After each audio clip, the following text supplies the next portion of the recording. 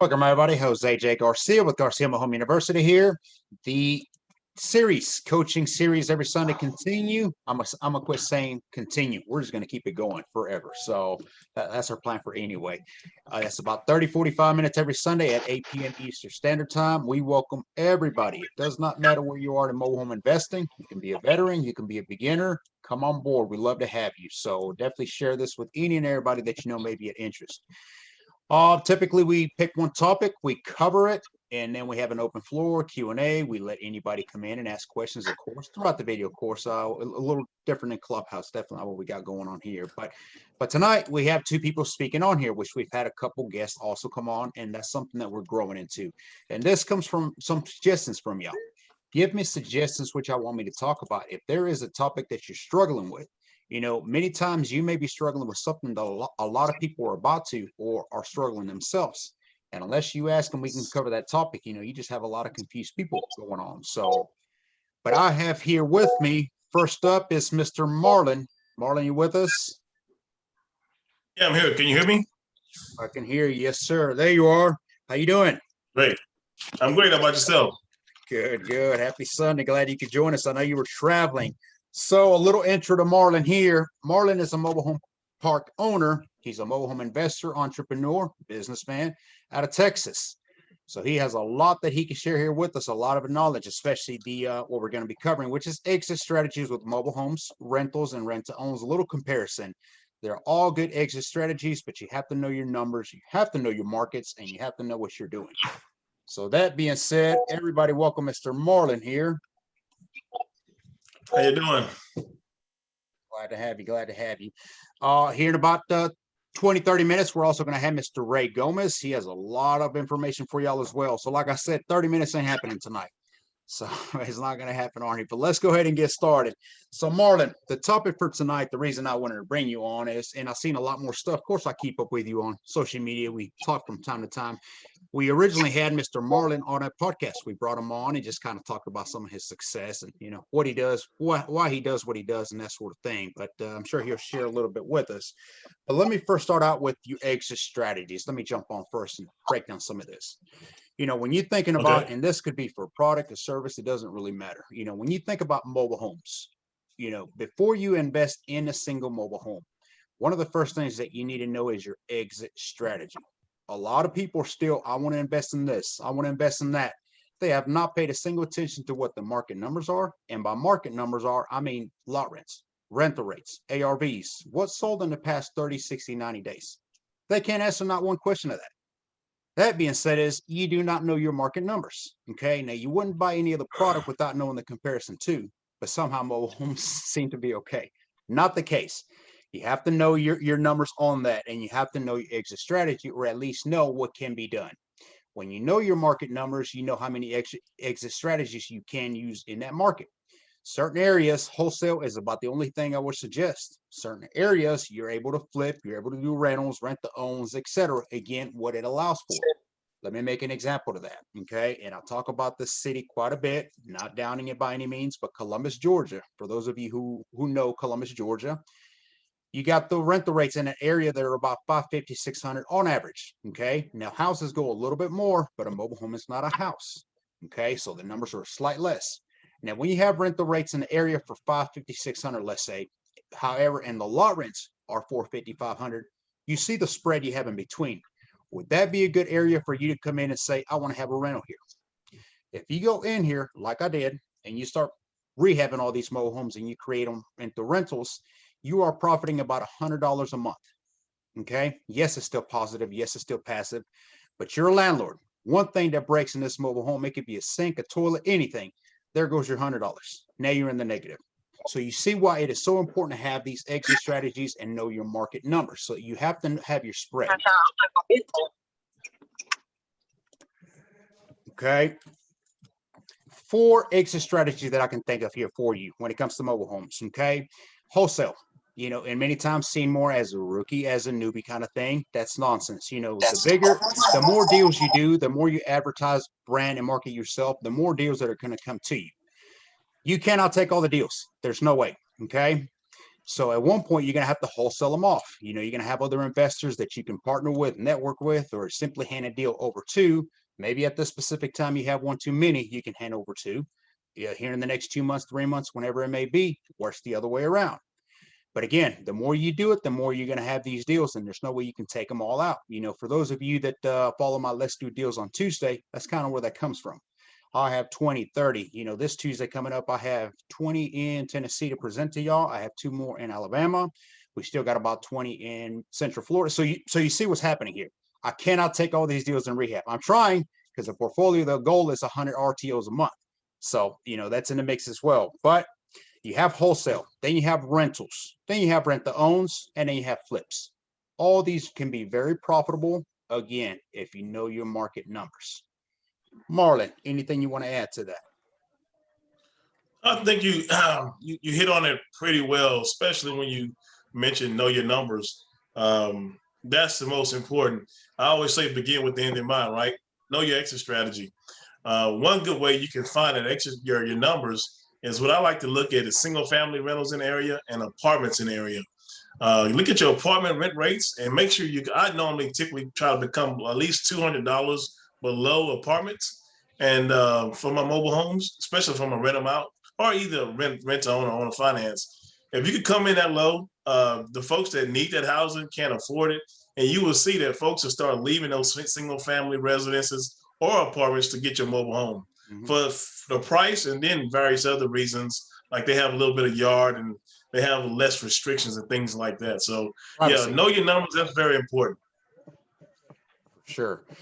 Privacy, I think, could be the number one reason why people, that I've seen over the years, I left my apartment to go to a mobile home, is they had a little more privacy, not somebody above them, under them, beside them. One of those kind of things. So let's break down these exit strategies real quick. Then we're going to have some questions for Mr. Marlon. But when you think of a rental, okay, so again, every exit strategy should make you money. Okay, it should make you a profit. Now, when you think of a wholesale, it has its beauties of, there's no responsibility. You don't really even have to have money of your own. That's why, again, it is considered a rookie and newbie kind of thing because you have no money. So that's about the only way you can get in. There's many others, by the way. Send me an email. I'll be happy to drop that for you. But when you think about a wholesale, those are quick money. If I'm going to get into rentals, rent to owns, well, I got to get money from somewhere. So if I can start wholesaling a few units here and there, by units I'm in mobile homes, I can start building that capital for the sense of that. There's no responsibilities. You don't need money because you're not actually selling a product. You're just selling a contract too. Okay. You're giving the rights off to what you assign in the contract. No money needed, like I mentioned, but it has its cons, one-time payment. You spend your X amount of weeks to find one deal and you do find it. It is a good deal. You're able to mark it off and you wholesale it. But then what?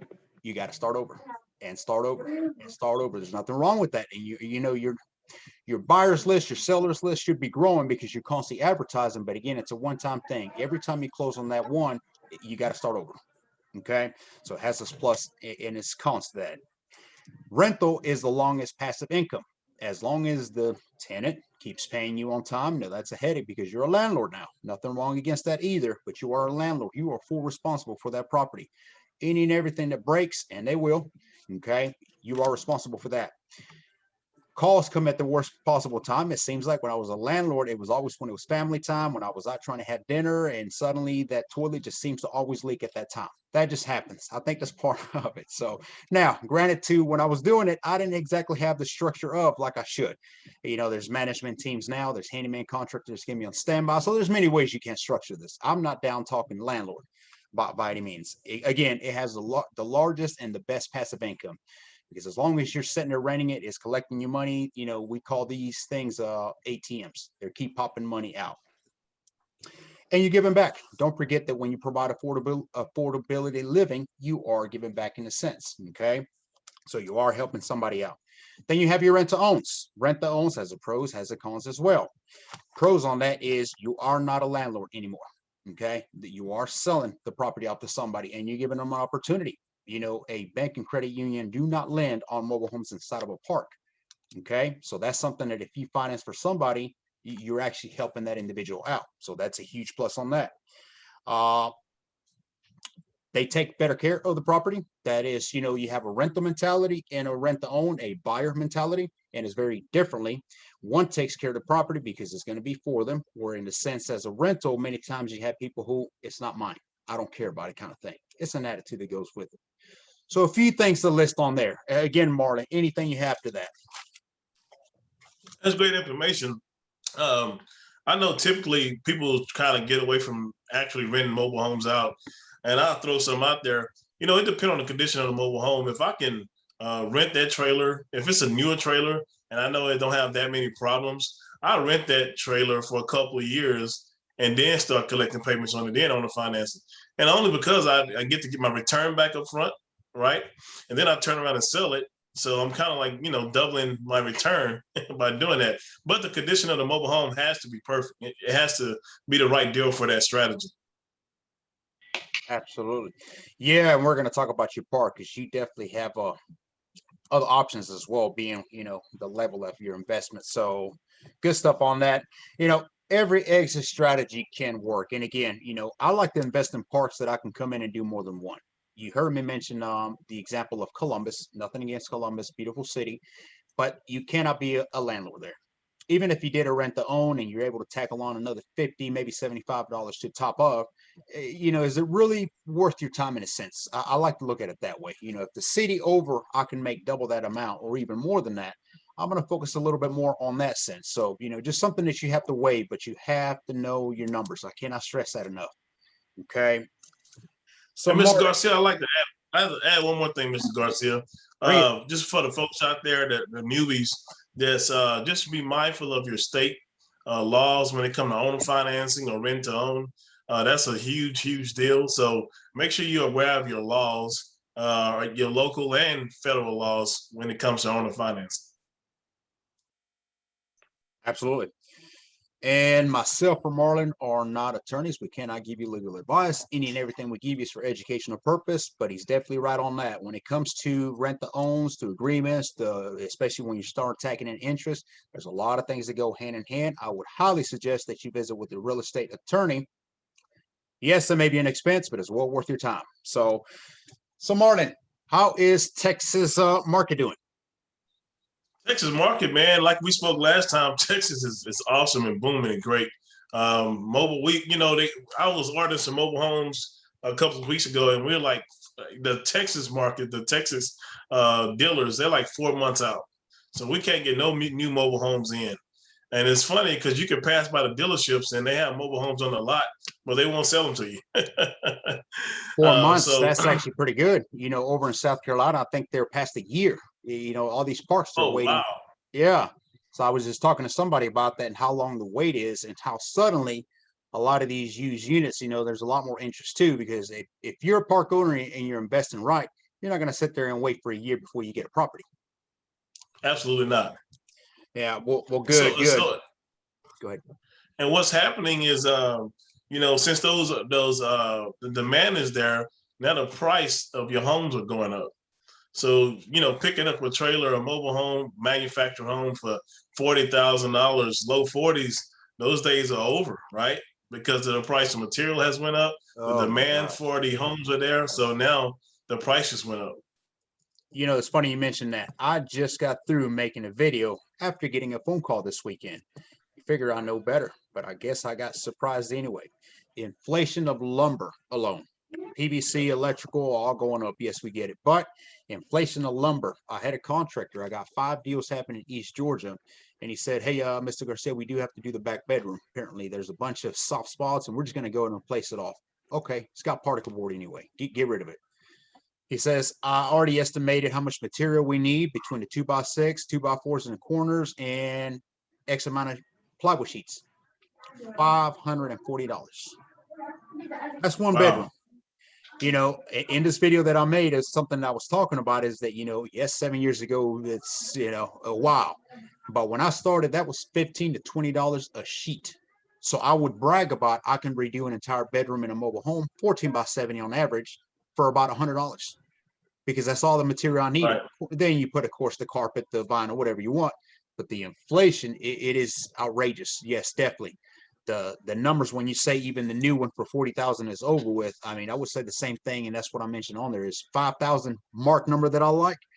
We're going to boost it to about 6,500 at best at this point, just because of how you know those numbers. Those are huge, but yeah, inflation. Correct.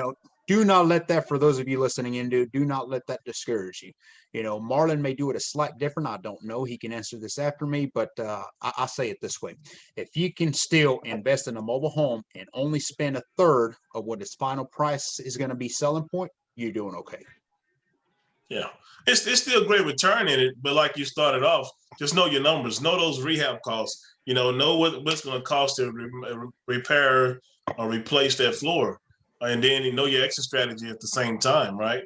That's how you know how much money you actually want to invest in that property. So I agree with you. As long as you can make some money on it, I'll do the deal. For sure. So what's the latest deals you've closed on? Say it again. What are the latest deals you've closed on? The latest deal I did, man, I just purchased 14 acres. Remember, I'm in the mobile home game. I've been in it for a while, buying mobile homes, buying parks, wholesaling, flipping mobile homes, and also land development. So the latest purchase I did was a 14-acre tract of land. I purchased it, but I have so much stuff going on this year.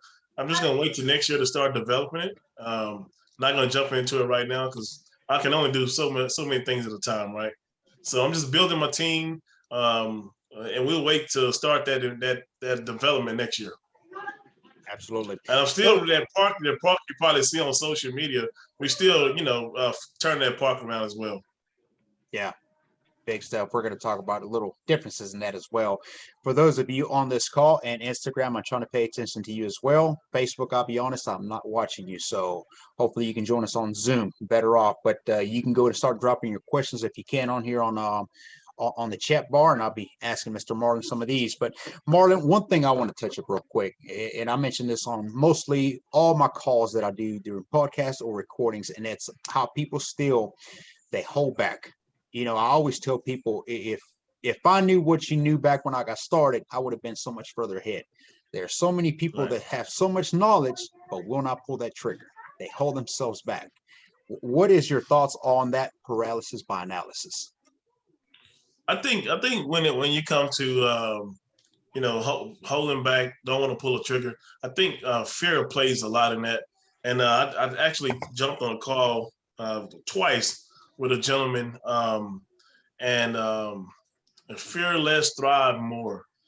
And man, I think fear holds people back. Fear and lack of knowledge. But when you start talking about investing in mobile homes, there's no reason nobody on this call should invest, because some of the strategies that you were talking about, you can get into this business with no money. I mean, little to no money down. And when I say little to no money, I'm talking about a couple of $100s for marketing. If you get some bandit signs, I can show you get some bandit signs. You can get folks just blowing your bandit signs in a Facebook ad. You have people blowing your phone up, want to sell your mobile home or want to buy your mobile home. So for a couple $100, that you might waste on a weekend at dinner, you can get started in mobile home investing. Absolutely. Yeah. And I mean, you have so many people now. Again, 7 years ago when I started, there was nobody doing mobile home, or they did, but it was very low key. Now you have myself, you have Mr. Marlon here, you have people all over that are doing it. You can go to YouTube and search how to do a certain mobile home sale, and it's all out there. So, definitely take that leap of faith, jump in. I wanted to add that to it for sure. Where you're located, what is the most, would you say, the exit market, the strategies? What is a lot for rentals, wholesale, flips? Well, it depends. So I do. In my parks, I'm just lot rent, right? I allow people to bring homes in, or I put homes in there, but I'm just after the lot rent in that park, because with the park you have a lot of moving parts, and I don't want to deal with the headache, on a daily basis. For the most part, though, the flips out here in Texas are huge, man, because we have a bunch of older mobile homes, so folks are buying those homes and flipping them real quick to an end buyer, and they're making some great money doing that. Wholesale, what is the average numbers on that? Man, I see guys making anywhere from $7,000 to $15,000 a flip. Yeah. They get in the homes. So think about it. Houston, we have a saturated market here. Houston and the surrounding counties, right? So since the market is so saturated, all your parks are predominantly full. Market, your lot rents down here range anywhere from $350 to $700. So people don't have nowhere to put their mobile homes. So what they do is they want to upgrade their mobile home. They want to take their old mobile home out. They don't have nowhere to take it to. So those wholesalers will come in. Those flippers will come in, buy a mobile home from them for dirt cheap, just because they're a motivated seller. They want to get their mobile home out of there. And these other guys, get it for dirt cheap, turn around and flip it to the end buyer, make $7,000 to $15,000 each time. And they doing great, man. I actually coached a guy 2 weeks ago. A guy I've been knowing. I've been trying to get into mobile home investing. And we put a couple bandit signs out, man. He flipped 2 mobile homes already in 2 weeks. And so the market is just real saturated out here. So a quick flip, is great. I try to tell them to hold on to a couple of them, especially if you get it for a good price, maybe rent it out for a little while, get some more residual, then flip. But he's making the market is very, very saturated out here. So flipping and get some great return is very one of the exit strategies that they use or we use out here. Well, this gentleman here, he definitely got quick deals, jumped in and got it done, but he had a great coach. So that was a plus on that. We say this and we mention it all the time. It's how there's no same type of deal. There's no two alike kind of investment. No. They're all different. They're all full of surprises in a sense. But one thing that all mobile homes are, what would you say, Marlon? A cash cow, man. I call them cash cows. Or cash on wheels. Profitable, that's for sure. Yes, but again, you got to know your stuff. You got to know what you're doing. Absolutely. You got the mobile home park. Tell us about that park, because when all of us are getting started, we're all into the same game, and it's like levels. I tell people you're graduating, and you keep on going from that. Most people start as wholesalers. I started as a landlord. I didn't care about wholesale, and I'll be honest, it was the contracts that scared me more than anything. So I didn't want to deal with that. I simply wanted to fix one, rent it out. That was a dream come true. I got that done. We grew into bigger and more better things, but at one point you have to add land, you have to add real estate, because that's the goal. And then at one point you got to get to Mr. Marlon's level where you own the dirt and you don't care about nothing else but just the dirt. Okay, you're not a landlord. You're just letting the owners of the homes take care of the home and pay you to be able to park their home there. Tell us about some of this, though, next level investing. So let's start, like you said, you have to start somewhere, because I don't want to scare no one. When we start talking about mobile home parks, we start talking about bigger numbers. So I don't want the numbers to scare no one. I started, with one single mobile home, right? And I still buy mobile homes. I still wholesale and flip mobile homes, because once you get in this business, it's a relationship business. Like I said, I have mobile home transporters calling me with deals. I have electricians calling me with deals. Once you get in that industry, people who have mobile homes, or they know of someone who have mobile homes, they'll call you with deals. So I'm still flipping and wholesaling those. But you have to start somewhere. And so mobile homes, single mobile home is a great place to start. But where, like Mr. Garcia said, you want to end up in the land business. And that could be in the form of a park or developing land. As far as the land business, in my park, I own the dirt, right? At some point, you want to get to where you don't have to get a phone call, like Mr. Garcia stated earlier, in the middle of the night, or when you're having family time, about the lights not working, or air conditioner not working, or the toilet is stopped up. That's when you get on that. That's when you get into land investing. Land investing, all I do is rent the lots out in that park. So all I do is collect lot rent. So I have all these units in there. I let people bring them in there, or I have, I deal with 21st Century Cash. I'm pretty sure you guys heard of that. They bring mobile homes in there, and I just simply collect the lot rent. That's the greatest place to be in, especially when you're talking about long-term growth. That is definitely the place you want to end up. And when we start talking about parks, like I said, the numbers could get big. It could, a park could cost anywhere from $500,000. They probably go up to 10 million. And I tell people all the time, don't let the numbers scare you. It's just a matter of how you do the deal, right? You can partner with folks. Small banks will want to finance them. You can get some private money. There's different strategies you can do to finance those parks. So don't let those numbers scare you, because people will invest in mobile home parks if you get at the right table and deal with the right folks. Absolutely. You know, you said a couple things there. I don't know if people listening in caught that. You know, Mr. Marlon is full of tips and nuggets, so you definitely want to be paying attention. But he said he still flips mobile homes because deals are everywhere. He is getting them from electricians and movers. That's a huge tip to give away there. A lot of you are wondering, where can you get mobile home deals from? You know, movers, for instance, real quick on that, they're out there moving mobile homes. So there's many times when other people are just asking for them to move it, or if they know anybody selling or buying them. The mover may not be doing anything with them other than just moving them. But if they know somebody like myself, Mr. Marlon, or yourself, they're going to call you, especially if they can get a finder's fee of some sort. So there's ways to get creative and find deals, always. You're explaining the difference a little bit between mobile home parks and mobile homes. I've heard it say, you know, it's just a few extra zeros and a bit more responsibilities. There's a little bit more to it than that. But, you know, again, yes, don't let it scare you. You know, you're going to transition. If you're getting started, I will definitely not suggest you come in and say, okay, even if you have the money, I would say start out and get some practice on it. You get you a few mobile homes, see how they operate, how it works, and then say, okay, I will take down a mobile home park. You know, that's actually some of the calls that come to us is, you know, can you rehab these? Can you do this? Can you do that? And this are from people who've never owned any real estate, but they have some money and they decided to buy a mobile home park. I think they're, you know, it's pretty awesome that they went out after a park, but they don't know a single thing about a mobile home. And these are usually park owners who just let mobile homes just sit there. They're distressed. They're too beat up. They just need to be demoed, and they continue to just let it sit there. Absolutely. Okay. Anything else you want to add, Marlon, to it? I will add, you know, I see a question in your comments, and the only reason I'm looking at that question is because we're talking about parks. And it say why park owners transition into RVs, and it's kind of it leads off what you just mentioned. When people buy mobile home parks, can you rehab a mobile home park? Yeah, but you got to know what you're doing. You want to make sure, first of all, especially if you're new, you never invested in a park, you want to make sure you got city water and city sewer. If it don't, man, it can have so many problems. And if you don't get the right tests and inspections done, that could be a nightmare, right? So to answer that person's question, why do park owners transition to RVs? You got to think about the life cycle of mobile home parks. Mobile home parks, and it depends on where it's at, probably been around for years. I'm talking 30, 40, 50, 60 years in some case. Over time, all these folks got these old mobile homes in there, and they're starting to wear down. They starting to give these park owners all kind of problems. And they still, majority of park owners still own the mobile homes. They own the mobile homes and the dirt. Park owners are we're trying to transition into just owning dirt.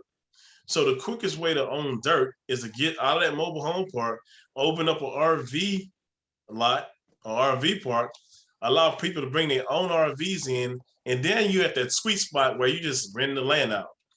So don't deal with the headache in the mobile home park, create your RV park, right? And just collect a lot of rent. Another reason is because most places, most cities or towns, they consider RV parks as a commercial property, commercial lots. A mobile home park, if you walk in and want to create your own mobile home park, most cities or municipalities or local governments going to turn you down. If you go in and say you're going to do an RV park, you have a better chance of creating that opportunity with an RV park versus a mobile home park. Great answer. Great answer. Absolutely. Okay, I want to add real quick to the exit strategy. Then we're going to give one final tip from you here. But for everybody listening on here, regardless of which social media you're on, what is your exit strategy? What should it be? Okay, all of them. If you can do them all, you should never limit yourself to, I'm just a wholesaler. And there, you know, I do know some investors, that's all they do. That's all they want to do is, be wholesalers. That's plenty fine. But the way I see it is you have to have multiple sources of income. We're trying to create, should be able to have that passive income somehow or another, right? And we choose many multiple avenues too. So try to practice and do all the above. Be a landlord, rent to own, finance, flip them, wholesale them, etc. Even moving them. We haven't really talked about that. But moving mobile homes itself and wholesaling to a buyer from a seller and just being a middleman, that's also a huge market in that. And not a lot of people get into that just because of the scarcity of, oh, it must be moved. I can't do anything with that. Don't let the lack of knowledge keep you from being successful. Marlon, for anybody getting started, trying to get into mobile homes and get into this field, what would you advise to them? Well, first I advise them, to get some education, get a mentor. That's the first thing I would advise them to do.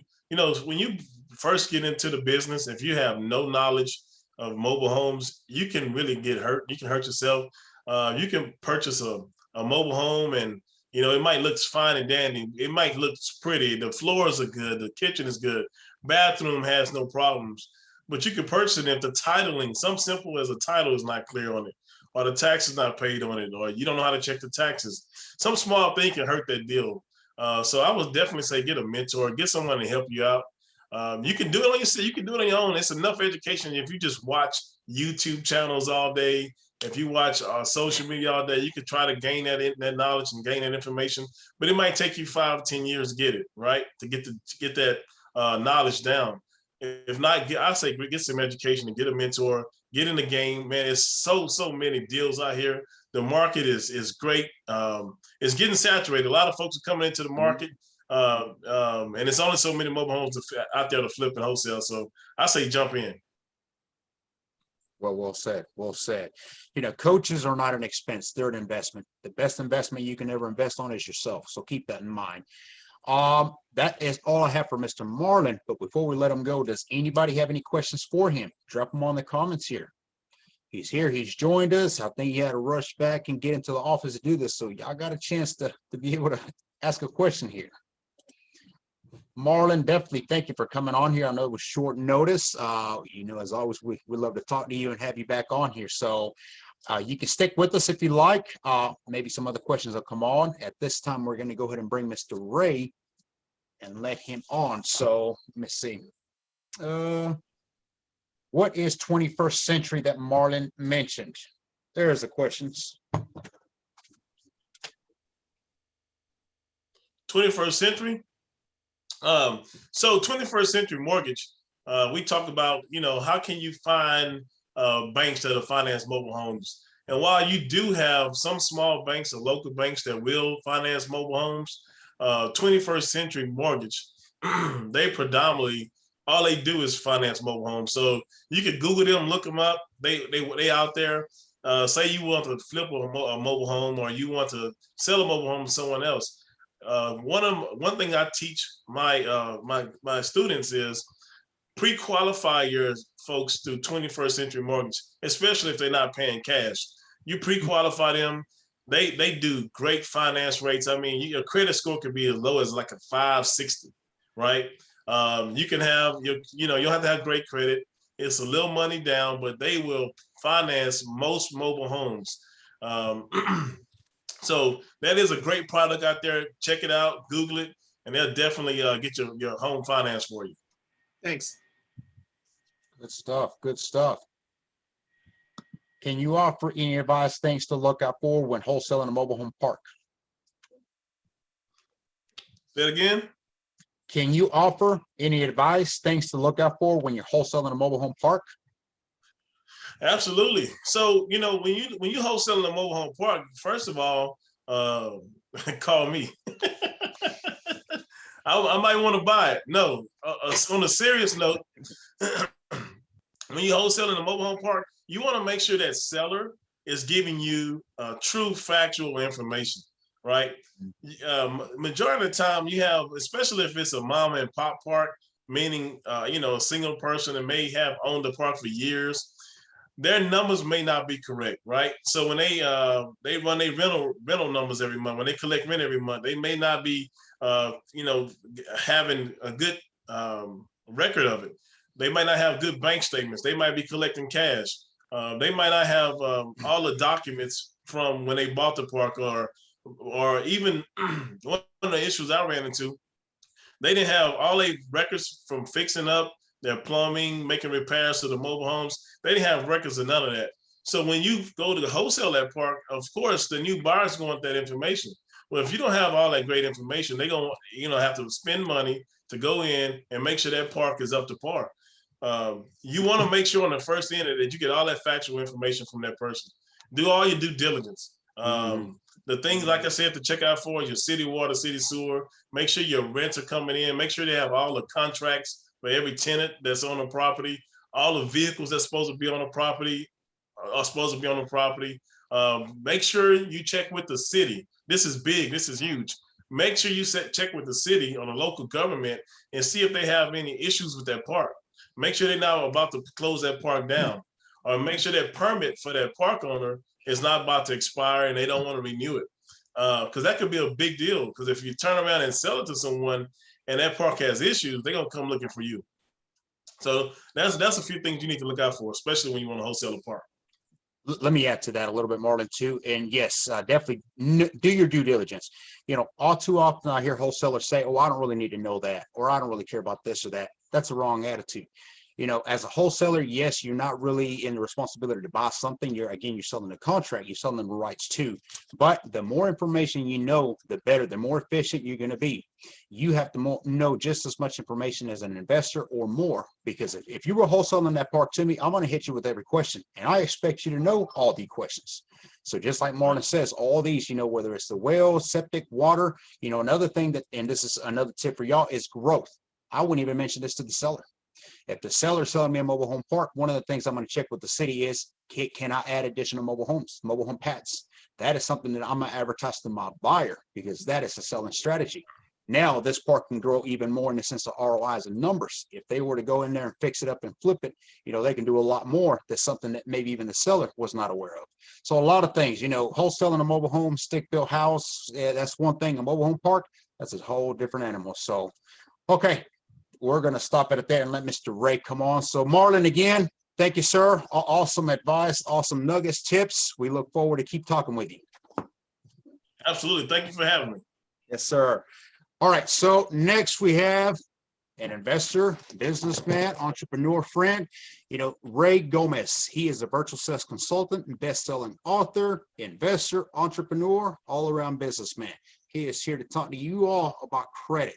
I'm going to stop it at that and let him come on. So Ray Gomes, how are you, sir? Good. Is this round 2 for the week? Yeah, I just uploaded our video. Yes, sir. So Ray, tell them about some of this, because one of the reasons that I wanted you, of course, and we talked about credit scores, how important they are, regardless of what you're trying to buy, invest on, being able to have that good credit is great. And you'll tell them on that. But what caught my attention was when you started talking about, if you own a mobile home park or a mobile home and it's on a pad, how you're able to report that monthly on time lot rent that you're paying and better your credit. From there, you caught my attention. So just do your thing, talk to them about this, and any questions, I'm sure they'll drop them on the comment bar.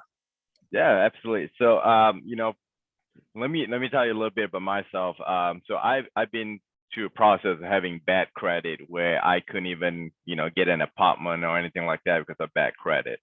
And it was actually at an apartment complex up in Nashville, Tennessee, that actually had a program where you could report paying rent on time to TransUnion to help you build your credit score on it.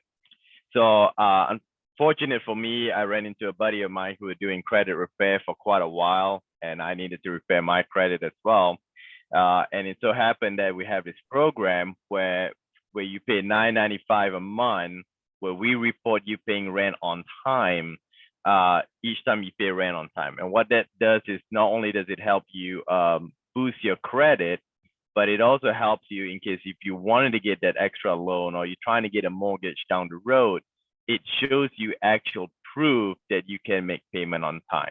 So it gives you an extra leverage when you're trying to get a mortgage or some sort of financing, showing that, hey, you know what, I can pay the rent on time. I mean, it's just fair that if you pay your mortgage, it reports in your credit score. So why not pay rent and still get a report? So right now with the Credit My Rent program, we report to Equifax, TransUnion. So this is one of the biggest benefits. I work with a lot of property management, real estate agents, to where if they have renters, this is a program that they offer them as an extra value and credibility as well. So that's just a little gist about it. We can actually backtrack your rent up to 2 years.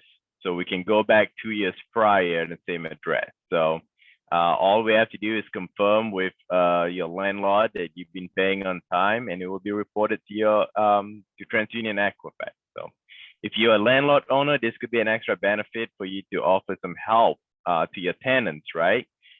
Because they might want to buy that house that they're living in. You know, that could be a long-term profit for you, knowing that, hey, you know what, you trust them. So it's a long-term relationship. So this is an extra benefit that a lot of my property management are taking advantage of. So yeah, so that's a little bit about how the credit Moran works. And that's huge because now we go back to Marlon slightly where he was mentioning 21st century, which does land apparently on mobile homes in this area. But again, even if they do allow lower credit in a sense, you know, you can help them out because he mentioned earlier, why not make them rent it out for a couple years, then turn around and flip it into sell kind of thing, payments.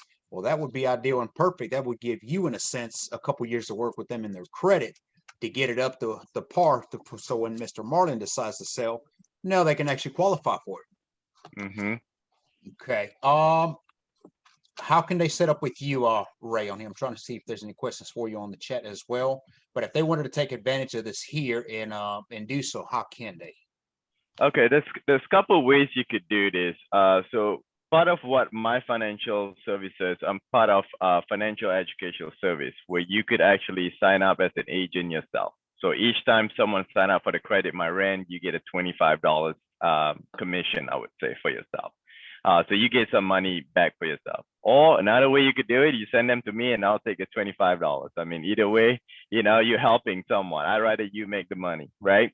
So that's one way you could sign up to be an agent. Or if you want to go an extra further, help someone with a credit repair, we offer much more than just a credit repair. So we do offer the will and trust program. We do offer the monitoring your credit score. And I talked to Jose about this. So we can actually monitor your personal credit score, your autos credit score, your insurance credit score, and your hiring index too.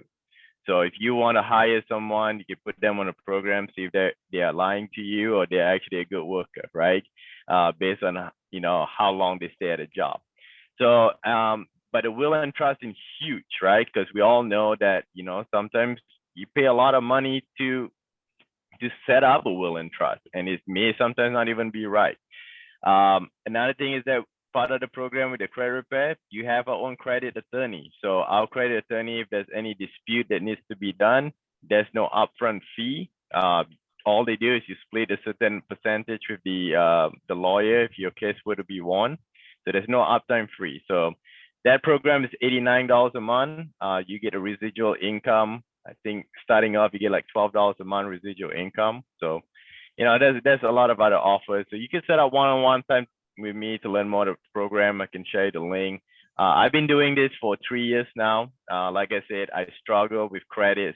I struggle with getting apartment and stuff. And, you know, I'm into the mobile home business as well. You know, I do some lawn care companies for mobile home parks in Florida. So I'm always scouting. So, but I do now have taken this program into property management and real estate agents. So this can be a win-win for many reasons. And let me point this out. Ray said he had issues getting an apartment with his credit. Okay. The way we have our deals that we do, especially on Let's Do Deals on Tuesday, you know, those parks already understand my concept. So they know that any investor, any student that comes through there through me, you know, these parks are subleasing friendly and they're investor friendly.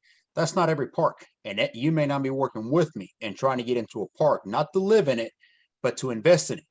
One thing that they're going to require from you, like they're required from anybody, is a background. And a part of that background may be criminal, all the above, but also in that is credit score. I have seen investors get turned down because of their credit score. Yes, they were doing positivity, meaning they were maximizing their credit cards. That's for a whole different video, which that in a sense is for something else. But bottom line is that their credit score was dropping. And when they went and trying to invest into a mobile home park, their credit score was not worthy enough. Now think about that, trying to invest into a mobile home park. Because if you're a new investor and you're trying to get into a mobile home park, they don't see you as an quotation as an investor, especially if they don't understand exactly what you're doing. You're just somebody here as everybody else. And if your credit score is not up to par, you're not coming in here. Simple as that. So on average, Ray, how long, I don't know if you answered this already. How long does it take to repair credit or get it start going, moving up? So on average, it's about 120 days. There is no such thing getting your credit all repaired in 120 days. It may take longer, okay? Usually when you open a line of credit, we all know it's going to take you a hit. It will take about 120 days for it to bring it back up. That's a very good point, especially another thing is you want to know what's on your credit, whether it's medical bills, whether it's you miss a payment. There are actually ways that you could try do it yourself, but good luck, right? But or you could have us do it for you to where you could get it disputed. One thing that I do want to say, because I've been doing a lot of research with the mobile home parks down here, and I've actually made personal calls myself. When they run your credit in most mobile home parks to see whether you could be an investor in it or if you want to even try to rent, flip to get in the park, is the number one company that's going to call you back to try to fix your credit is Lexington Law Firm. Okay, that's the number one credit repair company. When you try to apply for a credit for a mortgage or apartment, where they pull your, matter of fact, if they pull your credit score and you have a 560 or below, you're gonna get a call from Lexington Law Firm, and they're gonna charge you $150 a month, and they're gonna promise you that your credit will be disputed in about 6 months. That's not the case. I've been a victim of it. I spent almost $2,000 and didn't get a single dot move on my credit. I'm like, what the heck? Okay. Real estate agent, try Lexington Law Firm, and some of their clients have spent almost $5,000. Ray, I think he muted. There you are. Yes, sorry. So just be very careful about Lexington Law Firm. This is just, like I said, I've been through personally. This is why I'm with United Credit Education. It's been good to me for 3 years. And you pay $89 and you don't have to sign a permanent contract. If you're done, your credit is good, you could leave. There's no penalty.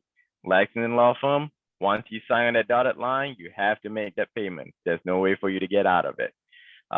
There's some other local company called 360 Enterprise or something like that. Just be careful. But like I said, any credit company that says I can fix your credit in 120 days, run, because that's not true. Good deal. Somebody asked, what states do you report the rent payments? All 50 states in the United States. So all 50 states in North America. So you can do it any way you want.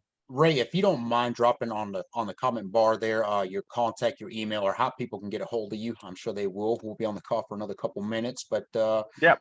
Great call on here for sure.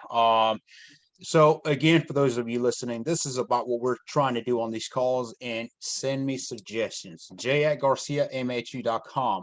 Also had our admin drop in her comments on here, a few of them. If you look at the comment box, there is one more email I've been meaning to announce on this, and that's gmhu.info@gmail.com. That's where you're going to start seeing a lot of our emails come through. So, if you see one directly, J@Garcia, that's myself. Otherwise, it's the admins doing it. But be on the lookout for that. But look at that. Ray posted his direct line. That's how serious he is. Okay, better get serious with him. So, any other questions that we have at this time for Ray? Okay. All right, Ray. Also, thank you, sir. I'm gonna do a few announcements, but as always, pleasure just talking to you, sir. Honor have you on here, and I'm sure we'll talk again. So look forward to that. We did blast our video, so I think I sent it to you. For those of you who are subscribed to our YouTube channel, go and check out Ray's video. He talks about his beginnings, his struggles. To be successful, you have to go through a lot of struggles. So he talks about some of that great stuff, a lot of motivation to pick up from that. But the next call we have is Let's Do Deals. That's Tuesday at 7 p.m. Every Tuesday at 7 p.m. Let's Do Deals. We have a lot of new inventory. A lot of you were asking about Tennessee. When are you going to have inventory in Nashville, Memphis? I got a lot for you now. So be on Tuesday. I'm going to try to get all details for you from now to then. Pressing on time, but we have that. We got a couple we picked up in Bessemer, Alabama. That's also another area where a lot of people were interested in. Bessemer, well, Alabama, anywhere. Dothan, we have a lot, but most of those seem to be those that need to be moved. So, if you're into that as well, get with us. But and then of course the Sunday calls every Sunday. We talked about possibly doing a Friday call from time to time. I don't know what y'all's take on that is. I think Friday is mostly date nights or chill time. I don't know. We'll figure something out on that. But for now, join us on Tuesday. Let's do deals. So Ray Gomes, Marlon Williams, thank you for coming on here with us. Hey, Everybody. Jay. Hi, Jay. Are you just Jay, you still there? Go ahead. Okay, I'm so sorry. I just wanted to catch all of you before you guys left. Hi, everyone. My name is Manisha McCallum. So earlier in the conversation, at the top of the call, you were talking about owner financing being one of your exit strategies. And that's my preferred exit strategy for my mobile home projects. And so I just came across a situation where I owner financed a rehabbed mobile home to someone, and they've been there for a very short period of time, and now they're wanting to break their agreement. So I understand that you guys aren't legal or attorney professionals or anything like that, but I would like to know about your experiences with owner financing, and if you have ever gone through a similar situation like that, where you have a tenant, you guys, create a great deal together, they decide to break their owner financing agreement, and now you're having to figure out a way to help them get out of it or stick to it or whatever. So I'm pretty much just looking to know what have been your best practices or solutions in the past for your own owner financing deals. Absolutely. Yes. And thank you for reiterating that. We are not attorneys. We cannot give you legal advice, but suggestions. Marlon, do you want to tackle that first?